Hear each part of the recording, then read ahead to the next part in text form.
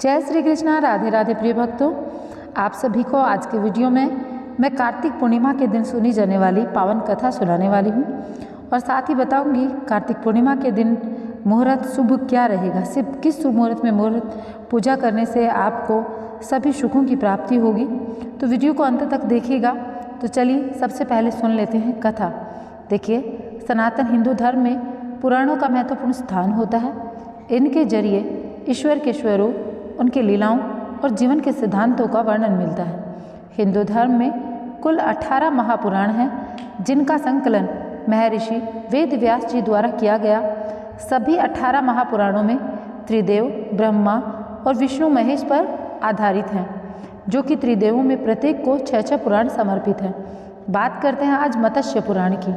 मत्स्य पुराण का सीधा संबंध भगवान विष्णु से है और भगवान विष्णु के साथ साथ भगवान विष्णु के मत्स्य अवतार से है।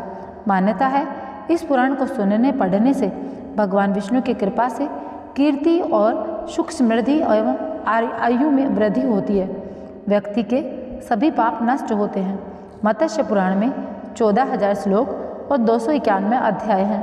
संसार से बुराई को खत्म करने के लिए भगवान विष्णु ने कई अवतार लिए, जिसमें मत्स्य अवतार भी एक है। इस अवतार को भगवान विष्णु का पहला अवतार माना जाता है। तो जानते हैं आज के पावन पर्व पर अर्थात कार्तिक पूर्णिमा के पावन पर्व पर मत्स्य पुराण की कथा और इससे जुड़े महत्व के बारे में। एक बार राजा मनु कृतमाला नदी में स्नान करने गए। वे संध्या वंदन करते हुए सूर्य को अर्घ्य दे रहे थे। तभी उनके हाथ में एक छोटी सी मछली आ गई और जैसे ही मछली को वापस नदी में छोड़ने जा रहे थे, तभी मछली ने कहा, महाराज मुझे यहाँ मत छोड़िए, यहाँ बड़े बड़े जीव जंतु हैं जो मुझे खा जाएंगे। तब मनु महाराज ने मछली को अपने कमंडल में रख लिया और महल में ले आए।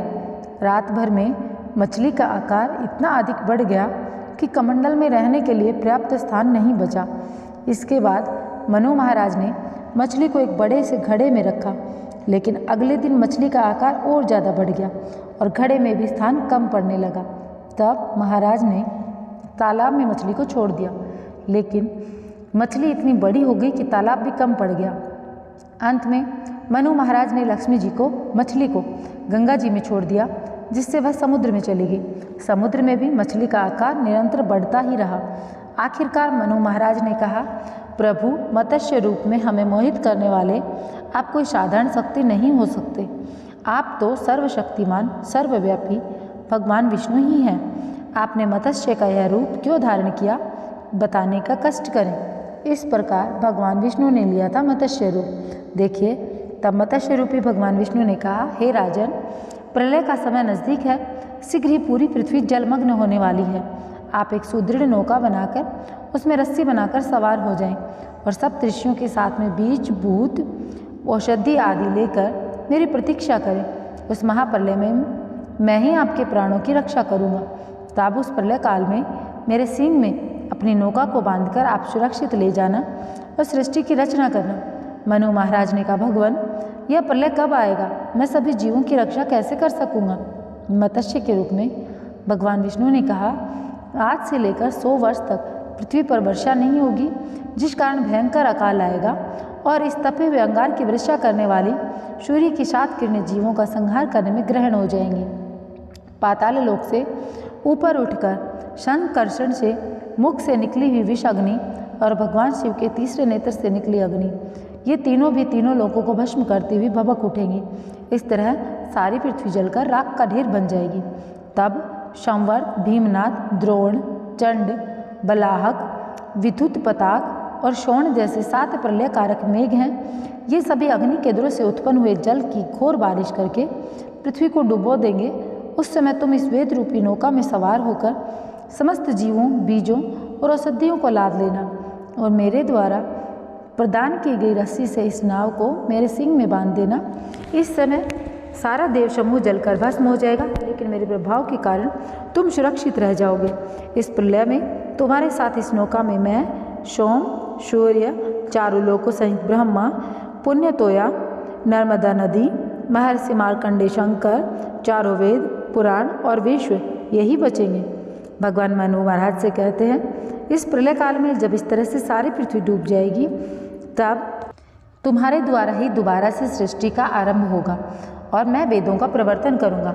यह कहकर भगवान विष्णु मत्स्य रूप में वहीं अंतर्धान हो गए। इसके बाद भगवान के कहे अनुसार बड़ी सी नौका तैयार की गई। इसमें बीजों तथा औषधियों को स्थापित किया गया। सप्तऋषियों की सहायता से उसे महासागर में ले जाया गया। सृष्टि में प्रलय प्रारंभ हो चुका था। धीरे धीरे चारों ओर जल ही जल हो गया था। ऐसे में भगवान के मत्स्य रूप का ध्यान करते मनु महाराज बैठ गए और भगवान विष्णु मत्स्य रूप धारण करके प्रकट हुए। उनके मस्तक पर 2 सींग थे। राजा ने सींग में रस्सी के द्वारा नौका बांधी। मत्स्य रूप में भगवान विष्णु ने प्रलय के समय नौका को ढोते हुए मनु महाराज की रक्षा की। उसी समय राजा सत्यव्रत और सप्तऋषियों ने धर्म कथा सुनाई। यही धर्म मत्स्य पुराण के नाम से जानी जाती है। प्रलय के अंत के समय भगवान ने हयग्रीव असुर को वध कर दिया। उससे वेद पुनः वापिस लिए और ब्रह्मा जी को सौंप दिए। इस तरह धीरे धीरे जल का प्रवाह कम होने लगा। पृथ्वी दिखने लगी। राजा सत्यव्रत ने जो बीज औषधि रखे थे उससे पूरा संसार भर गया। इसके बाद ब्रह्मा जी ने मानसी सृष्टि की रचना की, लेकिन उस सृष्टि का कोई परिणाम न देखकर दक्ष प्रजापति मैथुनी सृष्टि से संसार का विकास करते हैं और यही राजा सत्यव्रत 7वें वैवस्वत मनु हुए, जिनका समय आज भी चल रहा है और हम सब राजा मनु की संतान हैं। तो प्रिय भक्तों, यह सब जो कार्य था ये कार्तिक पूर्णिमा के दिन हुआ था, दोबारा से सृष्टि प्रारंभ करने का। तो कार्तिक पूर्णिमा से यह सृष्टि प्रारंभ हुई थी। इस दिन भगवान के मत्स्य अवतार की जो कथा है वह अवश्य सुननी चाहिए। यह जो कथा है इसके सुनने से हम अपने खुद के जीवन का और अपनी आने वाली पीढ़ियों का भी बहुत ज़्यादा भला करते हैं और हमारी आने वाली जो पीढ़ियां हैं वह भी सुख संपन्नता पूर्वक अपना जीवन बिताती हैं। देखिए, पद्म स्कंद और ब्रह्म पुराणों में कार्तिक पूर्णिमा को बहुत महत्वपूर्ण माना जाता है। मान्यता है कार्तिक पूर्णिमा के दिन श्री हरि विष्णु मत्स्य अवतार में जल में निवास करते हैं।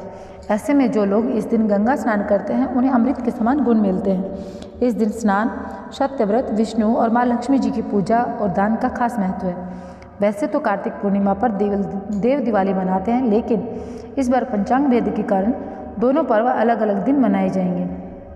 तो ऐसे में जानते हैं शुभ मुहूर्त, स्नान दान का मुहूर्त और महत्व। देखिए, पंचांग के अनुसार कार्तिक पूर्णिमा 26 नवंबर दोपहर को 3:53 से शुरू हो जाएगी और अगले दिन 27 नवंबर 2023 को दोपहर 2:45 पर इसका समापन होगा। उदया तिथि के अनुसार कार्तिक पूर्णिमा 27 नवंबर 2023 को मनाई जाएगी। इस दिन सत्यनारायण भगवान जी की पूजा, पूर्णिमा व्रत, कार्तिक गंगा स्नान का अति उत्तम मुहूर्त होगा। इस साल देव दीपावली कार्तिक पूर्णिमा से एक दिन पहले 26 नवंबर 2023 रविवार को है। पूर्णिमा स्नान जो रहेगा कार्तिक पूर्णिमा के दिन, उसका मुहूर्त रहेगा सुबह 5:05 से सुबह 5:58 तक। सत्यनारायण भगवान की पूजा का मुहूर्त रहेगा सुबह 9:30 से लेकर 10:49 तक। प्रदोष काल शाम को 5:24 से 7:05 तक रहेगा। चंद्रमा को अर्घ्य देने का इस दिन विशेष महत्व है, तो वह चंद्रमा को अर्घ्य आप दे सकते हैं शाम 4:29 पर। लक्ष्मी पूजन का भी इस दिन विशेष महत्व है, तो आप रात को 11:41 से 27 नवंबर प्रातः 12:35 तक कर सकते हैं। धार्मिक मान्यता के अनुसार कार्तिक पूर्णिमा पर गंगा नदी में स्नान करने से 1000 बार गंगा स्नान करने के समान फल मिलता है। व्यक्ति के जन्मों के पाप धुल जाते हैं, उसे आरोग्य की प्राप्ति होती है। इस दिन दान धर्म का अवश्य करना चाहिए और अगर आप इस दिन सर्दियों के कपड़े, ऊनी वस्त्र अर्थात अन्न और धन दान करते हैं तो माता लक्ष्मी आप पर बहुत प्रसन्न होती हैं। आपके घर में माता लक्ष्मी का सदैव निवास रहता है और आपका परिवार सदैव निरोगी रहकर दुख दरिद्रता के दुख नहीं भोगता है। देखिए, देव दीपावली अधर्म पर धर्म की जीत का प्रतीक है। मान्यता के अनुसार कार्तिक पूर्णिमा तिथि पर भगवान शिव ने त्रिपुरासुर नामक राक्षस का वध किया था। उसके वध से प्रसन्न होकर सभी देवी और देवता काशी नगरी पहुंचे थे। वहां पर गंगा स्नान करने के बाद में दीप जलाए गए थे और शंकर जी की उपासना की गई थी। इसलिए इस दिन दीपदान का भी बहुत अधिक महत्व है। आप चाहें तो घर में किसी निर्जन स्थान पर, किसी ब्राह्मण के घर में या देवालय में दीपदान करें। ऐसा करने से आपके जीवन में समस्त सुखों की प्राप्ति होगी और आपके घर में माता लक्ष्मी भगवान श्री विष्णु के साथ में सदैव विराजमान रहेंगे। आपका घर सदा खुशियों से महकता रहेगा। तो चलिए इस वीडियो का एंड करेंगे। मैं मिलूँगी आप लोगों से एक नए वीडियो के साथ में। जय श्री कृष्णा, राधे राधे। वीडियो का अंत करने से पहले आप लोगों से कहना चाहूँगी, वीडियो को लाइक करके चैनल को सब्सक्राइब कर दीजिए और हाँ, कमेंट बॉक्स में ओम नमः शिवाय या हरिओम अवश्य लिख दीजिए। आप लोगों का जीवन सदैव सुखमय बीते, इसी कामना के साथ में इस वीडियो का एंड करते हैं। सर्वे भवन्तु सुखिनः, सर्वे सन्तु निरामया, सर्वे भद्राणि पश्यन्तु, मा कश्चित् दुःखभाग् भवेत्।